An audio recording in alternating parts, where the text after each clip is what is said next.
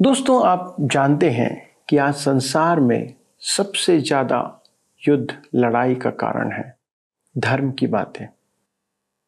धर्म क्या है? क्या है धार्मिकता? और कौन सी धार्मिकता की बातें सही हैं? ये एक बड़ा प्रश्न है मनुष्य के सामने। बाइबल धर्म की बात जब करती है तो वो एक नीति की बात करती है, नैतिकता की बात करती है। और नीति वचन की पुस्तक में इस बात को बहुत गहराई से प्रकट किया गया है कि बुद्धि इस बात में है कि हम धार्मिकता को अपनाएं। ये कौन सी धार्मिकता है? ये कौन सा धर्म है जिसके विषय में बाइबल बात कर रही है? और ये है मानवता का धर्म, मानव के बीच में जिस धार्मिकता को होना चाहिए। क्या आप जानना चाहते हैं कि ये कौन सी शिक्षाएं हैं? तो कृपया मेरे साथ इस अध्ययन में शामिल हो जाएं।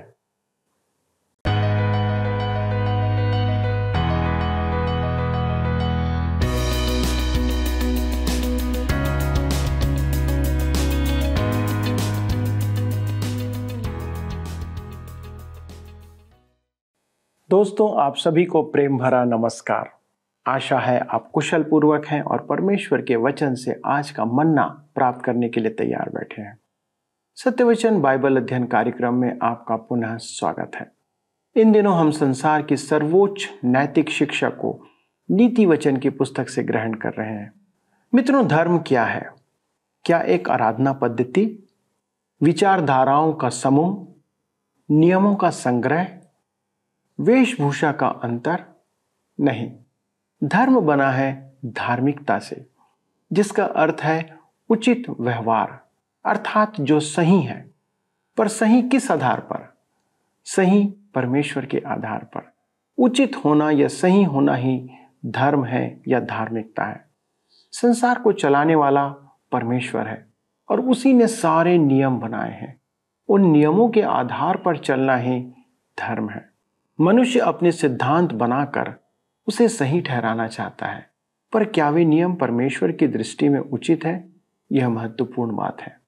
इस कारण एक धर्मी मनुष्य वह है जो परमेश्वर द्वारा उचित ठहराए गए बातों को जानता है, उन्हें उचित मानता है और उन उचित सिद्धांतों पर चलता है। तो चलिए परमेश्वर की उन उचित और सही बातों को गहराई से अध्ययन में जानते हैं और अपने अध्ययन में आगे बढ़ते हैं। प्रिय मित्रों, आइए आज हम अपने अध्ययन में आगे बढ़ें। जैसा कि आप जानते हैं कि हम पिछले अध्ययन में नीति वचन 1 अध्याय के 3 पद तक देखे थे। यहाँ पर शब्द धर्म है, परंतु यह आजकल जो धर्म है उसकी बात नहीं है। यहाँ धर्म का अर्थ है धार्मिकता, जिसका वास्तविक अर्थ है उचित व्यवहार। हमारे समाजशास्त्र के शिक्षक कहा करते थे कि उचित तुलनात्मक होता है। वह पूछा करते थे, उचित क्या है? उस समय तो मैं इस प्रश्न का उत्तर नहीं जानता था, परंतु अब जानता हूं कि परमेश्वर ने जिसे उचित कहा वही उचित किया है। मैं न तो सूर्योदय करवा सकता हूं और न ही सूर्यास्त करवा सकता हूं। परमेश्वर ही अपने जगत का संचालन करता है। उसी ने ज्योति को बनाया है और उसी ने अंधकार को बनाया है। परमेश्वर ही कह सकता है कि सही क्या है और गलत क्या है। अतः यदि आप पूछें कि किसी काम को करना सही है और यदि वह कहता है कि कोई काम गलत है तो वह गलत ही है। सही और गलत तुलनात्मक शब्द नहीं है, वे केवल एक सामान्य मनुष्य की बौद्धिक उपज हैं। प्रचलित विचार यह है कि जो बहुमत करता है वह मानदंड बन जाता है, वह प्रतिमान बन जाता है। यही तो आज की बेईमानी और अनैतिकता का मुख्य कारण है। सही या उचित और गलत या अनुचित इस प्रकार तुलनात्मक हो जाते हैं, परंतु परमेश्वर कहता है कि वे नहीं हैं। ज्योति अंधकार के समान वे परिशुद्ध हैं। न्याय अर्थ है निर्णय लेना। विश्वासी अपने जीवन के चौराहे पर आता है, उसे अपना मार्ग चुनना होता है, एक निर्णय लेना होता है। एक बार मुझे 2 कलीसियाओं से निमंत्रण मिला। मैं नहीं जानता था कि किस ओर जाऊं, अतः मुझे प्रभु के समक्ष आने की आवश्यकता पड़ी और साथ ही कुछ बातों को परखने की भी। और इस प्रकार मुझे ज्ञात हुआ कि कहाँ जाऊं। हमें निर्णय लेना होता है और हमें परमेश्वर की संतान के सदृश निर्णय लेना है। निष्पक्षता या आचरण की अपेक्षा एक सिद्धांत है। परमेश्वर की संतान नियमों के अधीन नहीं, अति उत्तम सिद्धांतों के अधीन है। उदाहरणार्थ, रोमियो में एक महान सिद्धांत है। रोमियो की पत्री 14 अध्याय उसके 22 पद में, तेरा जो विश्वास हो उसे परमेश्वर के सामने अपने ही मन में रख, धन्य है वह जो उस बात में जिसे वह ठीक समझता है अपने आप को दोषी नहीं ठहराता। मेरे मित्रों, विश्वासी जो कभी काम करे उत्साह से करना चाहिए। मसीह आचरण प्रायः अंडों के छिलकों पर चलने जैसा है। मनुष्य कहते हैं, मैं नहीं जानता कि करूं या ना करूं। मेरे प्रियो, सिद्धांत की बात तो यह है कि यदि आप उत्साहपूर्वक काम नहीं कर सकते तो उस काम को ना करें। हम जो भी काम करते हैं उसे हमें बड़ी आशा, उत्साह और आनंद के साथ करना चाहिए। हमें अपने मन में पूर्ण आश्वासन के साथ अपने काम को सही समझना है। हमें काम करने के बाद अपने विवेक में दोषी नहीं ठहरना है। धन्य है वह जो उस बात में जिसे वह ठीक समझता है अपने आप को दोषी नहीं ठहराता। यदि आप बाद में कहें, काश मैंने तो किया होता, तो यह आपके लिए गलत है। उन विषयों में जब धर्मशास्त्र कुछ नहीं कहता, तब यह आपके मार्गदर्शन के लिए एक महान सिद्धांत है। यदि आप अपने कल को देखकर कहें, हालेलुया, कल का दिन मेरे लिए बहुत अच्छा था, तब आप जान लें कि आपने जो किया वह उचित काम था। एक और सिद्धांत है, हमें एक दूसरे की दुर्बलताओं को सहन करना है, न कि स्वयं को ही प्रसन्न करना है। हमें स्वयं से एक प्रश्न पूछना है, क्या इस काम के द्वारा मैं अपने पड़ोसी या मसीह में अपने भाई को दुख पहुंचा रहा हूं? ये आचरण के महान सिद्धांत हैं जिनके पथ प्रदर्शन में विश्वासी को रहना है। भोलों को चतुराई अर्थात दूरदर्शिता अपने कार्यों में बुद्धिमानी रखे। परमेश्वर की संतान को मूर्ख नहीं होना है। मुझे एक युवा दंपति को परामर्श देना स्मरण है। वे प्रचार क्षेत्र में जा रहे थे। वे आंख बंद करके प्रचार क्षेत्र में निकल पड़े। मैंने उन्हें अपनी राय सुना दी थी कि वे इस काम में अयोग्य हैं, अतः वे वहां न जाएं। उन्होंने वहां अपने जीवन को ध्वंस कर लिया था। वे बुद्धिमान नहीं थे। उन्होंने उस परिस्थिति में चतुराई का प्रदर्शन नहीं किया था। आपको स्मरण होगा कि मत्ती रचित सुसमाचार 10 अध्याय में प्रभु यीशु ने कहा 10 उसके 16 में, देखो मैं तुम्हें भेड़ों की नाई भेड़ियों के बीच में भेजता हूं, सो सांपों की नाई बुद्धिमान और कबूतरों की नाई भोले बनो। ध्यान दीजिए, जवान को ज्ञान अर्थात उपयोगी जानकारी। मुझे अपने कॉलेज के विज्ञान विभाग के सूचना पत्र पर लिखा एक नारा आज भी याद है। ज्ञान का अगला कदम है यह जानना कि उसे कहाँ खोजें। यह एक कारण है कि बाइबल सदा साथ रखें और उसे पढ़ना सीखें। यदि आप नहीं जानते तो आप यह तो निश्चय ही जानते हैं कि कहाँ खोजें। आगे है विवेक अर्थात दूसरों का ख्याल करना। यह उन युवाओं के लिए है जो आम तौर पर दूसरों का ख्याल नहीं करते। किसी ऐसे विश्वासी से भेंट करना जो दूसरों का ख्याल करता है वास्तव में बड़े आनंद का कारण होता है। एक बार मैं यात्रा पर जा रहा था कि मेरा एक मित्र मेरे लिए स्वेटर लेकर आया क्योंकि वहां ठंड थी। वह मेरा ख्याल करता था। यह मसीही विश्वासियों का गुण है। नीति वचन की पुस्तक हमारी सहायता करेगी कि हम समझें कि ये अनुपम गुण हमारे जीवन में अपनाए जाने हैं। अब सुलेमान हमें महापुरुषों का एक गुण बताता है। बुद्धिमान मनुष्य वह है जो मन में कभी नहीं सोचता कि उसने सब कुछ सीख लिया है। मैं टीवी पर एक मशहूर गायक को सुन रहा था। उसकी विशेषता थी उसका अहंकार।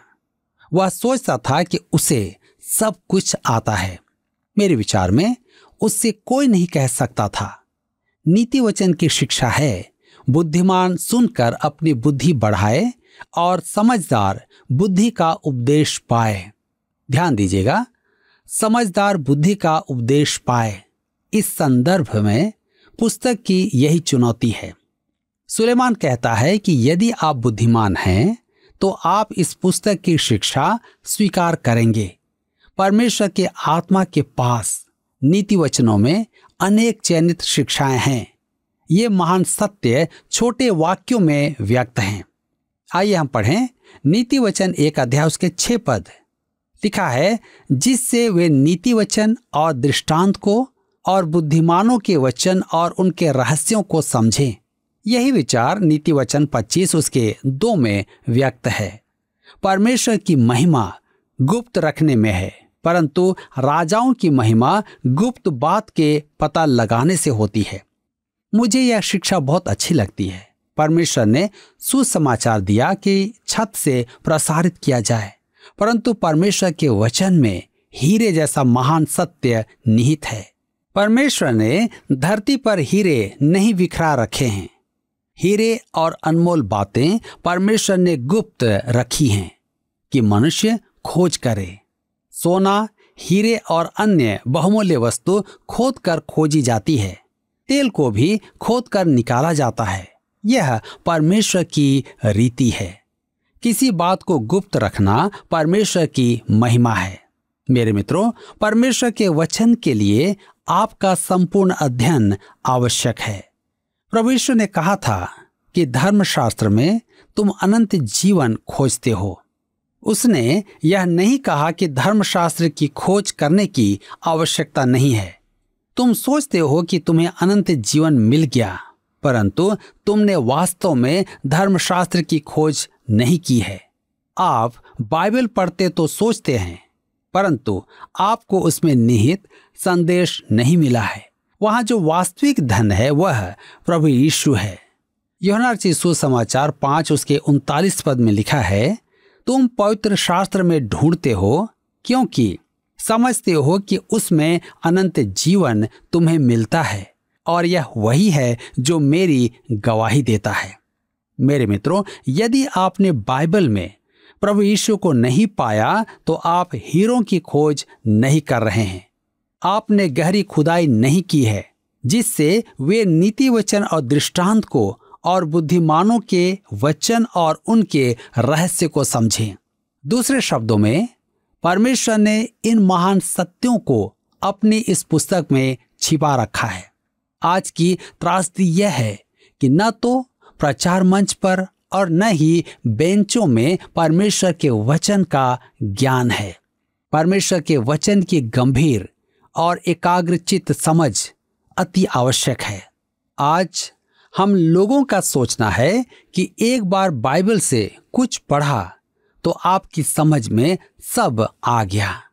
मुझे तो पूरा विश्वास है कि आप अध्ययन बिना परमेश्वर के वचन से मोती नहीं निकाल सकते।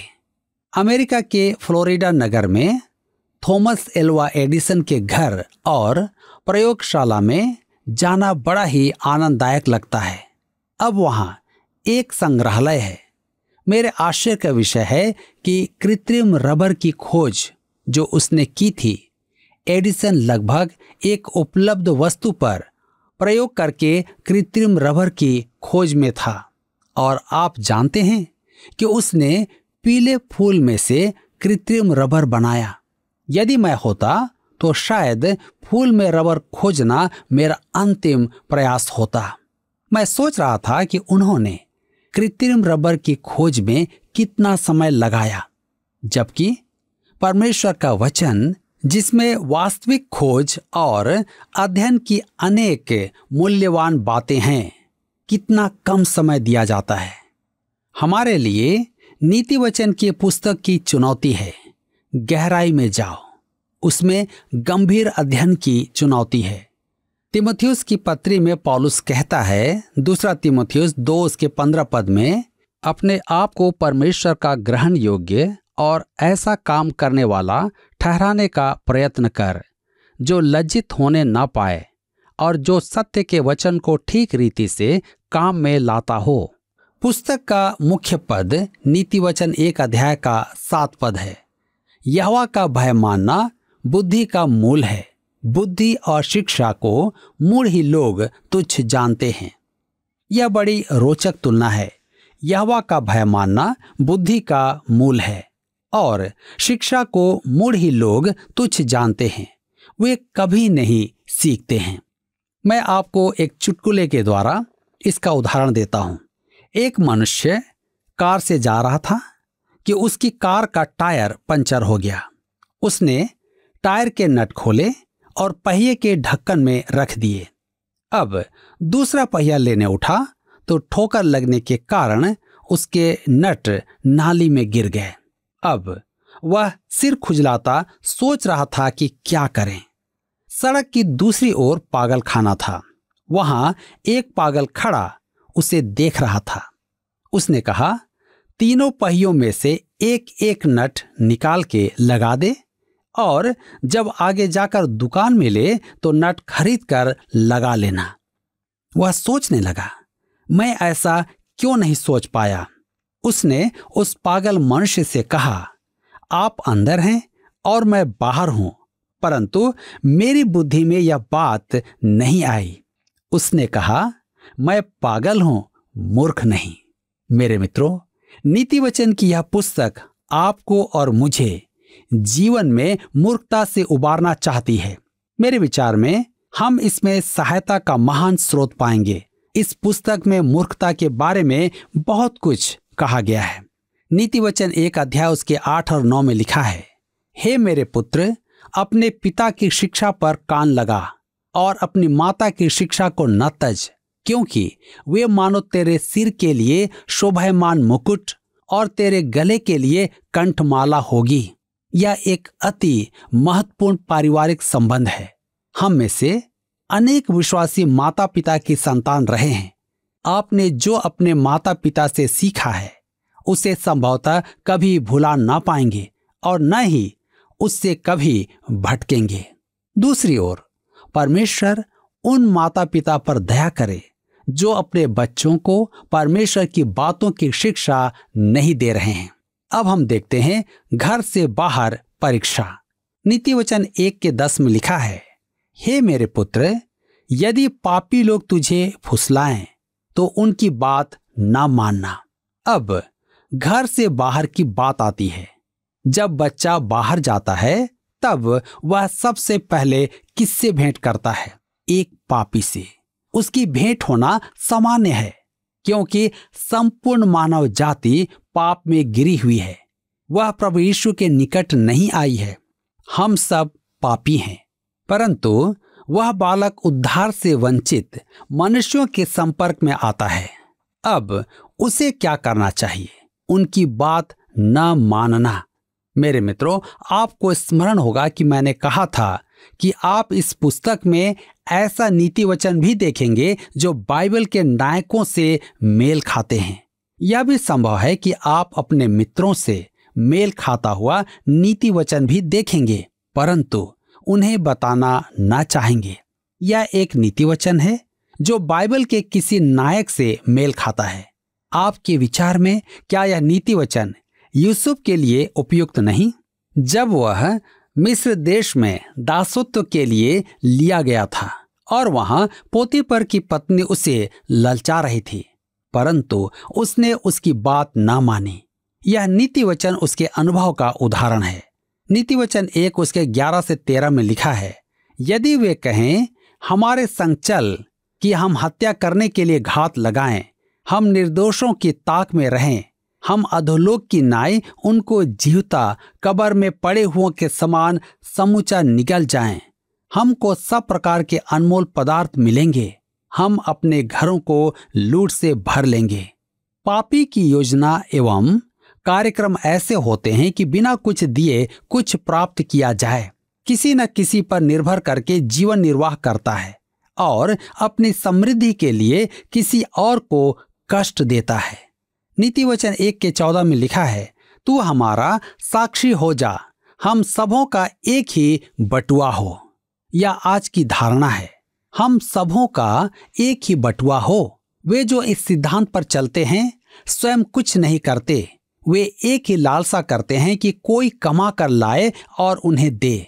वे अपना योगदान नहीं करते हैं। यह है तो अनर्थकारी सिद्धांत, परंतु युवाओं में यह एक आम अभ्यास है। यह आज के युवाओं की मनोवृत्ति है। एन केन प्रकरण, कुछ किए बिना कुछ पाओ। मुझे याद है कि मुझे एक दुकान में कुछ समय के लिए काम करने का मौका मिला। मैं अन्य युवकों के साथ वहां काम करने लगा। उन्होंने एक ऐसी विधि खोजी जिसके द्वारा वे टॉफियों के डब्बे में से टॉफी निकाल लेते थे। वह थोक विक्रेता की दुकान थी और प्रत्येक डब्बे में से एक एक टॉफी निकालकर वे अपने लिए अनेक डब्बे तैयार कर लेते थे। पहले दिन तो मैंने उनका साथ दिया, परंतु उस रात मेरे विवेक ने मुझे कोसा और मैंने निर्णय लिया कि वह काम अनुचित था। अगले दिन मैंने ईमानदारी से काम किया, परंतु टॉफियां लौटा नहीं पाया क्योंकि मैंने उनमें से कुछ टॉफियां खा ली थी। फिर ऐसा हुआ कि वहां के प्रबंधकर्ता ने मुझे 6 टॉफियों का डब्बा थोक के भाव पर ही देना आरंभ कर दिया और मैं उन्हें कार्यालय के कर्मियों के बीच में बेच देता था। इस प्रकार मुझे एक डब्बा मुफ्त बच जाता था। मैं इस प्रकार अपनी टॉफियां परिश्रम करके कमाता था। मेरे विचार में यही सही था। गलत काम करने वालों की बातों में आ जाना युवाओं के लिए बड़ा आसान काम होता है। काम करते समय भी समय गंवाने वालों की संगति में पड़ जाना बड़ा आसान होता है। ऐसे कामों में साथ देना आसान है। यही कारण है कि जब युवक घर से बाहर निकलता है तो ऐसे कामों में साथ देना उसे बुरा नहीं लगता है। आज मैं उन युवाओं से पूछना चाहता हूँ, क्या आप भी ऐसे गलत काम में साथ देते हैं? यदि हाँ, तो आज आपके पास समय है कि आप अपने मनों को फिराएं और परमेश्वर के पास लौट आएं और ईमानदारी से अपने कामों को करें। परमेश्वर आज के वचन के द्वारा आप सबको आशीष दे। दोस्तों, हमने देखा कि बुद्धि का मूल या आधार है परमेश्वर का भय मानना। आज संसार को या संसार के लोगों को किसी बात की आवश्यकता यदि है तो सिर्फ परमेश्वर के भय मानने के। उसके बाद सारी बातें अपने आप सही होते चले जाएंगी। क्यों संसार में परेशानियां हैं? क्यों युद्ध हो रहे हैं? क्यों एक दूसरे पर लोग चढ़ाई कर रहे हैं? लोगों के बीच में प्रेम ठंडा हो गया है क्योंकि लोगों ने परमेश्वर का भय छोड़ दिया है। उनमें है ही नहीं। वे अपनी नियति खुद लिख रहे हैं जबकि वह परमेश्वर के हाथों में है। मनुष्य परमेश्वर से इतना दूर चला गया है कि वह उसके अस्तित्व को ही भूल गया है। इस कारण परमेश्वर का भय ही नहीं रहा और मनुष्य अपने आप को बुद्धिमान समझकर मूर्ख बन रहा है। जवानों के लिए उसी बुद्धि की अत्यधिक आवश्यकता है। यहाँ 2 बातें प्रमुख हैं। पहला, माता पिता द्वारा बच्चों को उचित शिक्षा प्रदान करना जो स्कूल कॉलेज में नहीं, घर पर नैतिकता का पाठ पढ़ाने से मिलती है। और दूसरा, बच्चों को उन शिक्षाओं को ग्रहण करना। जवान बच्चों, क्या आप उन शिक्षाओं पर ध्यान दे रहे हैं जो आपके माता पिता सिखा रहे हैं? क्योंकि वे ही आपके जीवन का ताज हैं जो आपको भविष्य में शोभायमान करेगा। और क्या आप जो माता पिता हैं अपने बच्चों को वह शिक्षा दे रहे हैं जो घर पर मिलना चाहिए? क्योंकि जब आपका बच्चा घर से बाहर जाए तो ये शिक्षाएं ही उसकी सुरक्षा का कवच बनेंगी। आइए माता पिताओं, बच्चों, एक दूसरे के लिए प्रार्थना करें ताकि हमारा ये परिवार परमेश्वर के बुद्धि, ज्ञान और समझ में बढ़ता चला जाए। आइए प्रार्थना करें। हमारे स्वर्गीय पिता, हम धन्यवाद देते हैं कि आपका वचन हमें सभी गूढ़ बातों को प्रकट करता है। प्रभु, आज हम प्रार्थना करते हैं हमारे सभी माता पिताओं के लिए। ये पिता परमेश्वर, आपने उन्हें एक बड़ी जिम्मेदारी दिया है।